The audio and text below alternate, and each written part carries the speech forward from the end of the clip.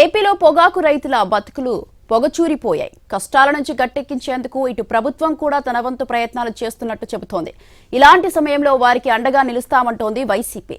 ఇవాళ తూర్పు గోదావరి జిల్లా దేవరపల్లిలోని పొగాకు వేలం కేంద్రాన్ని జగన్ సందర్శించి రైతులతో ముఖాముఖి మాట్లాడతారు.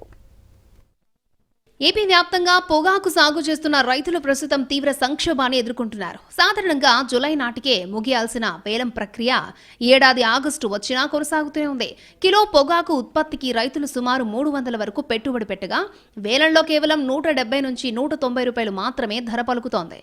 వేలం కేంద్రాల్లో కొనుగోలుదారులు సిండికేట్గా మారి ధరలను కృత్రిమంగా తగ్గించేస్తున్నారని రైతులు ఆరోపిస్తున్నారు. అలాగే దాదాపు 30% నుంచి 40% బేళ్లను తిరస్కరించడం జరుగుతోంది. ఒక్కో పొగాకు బ్యారెన్ పై రైతులకు 5 లక్షల వరకు నష్టమొస్తోందని ఆవేదన వ్యక్తం చేస్తున్నారు.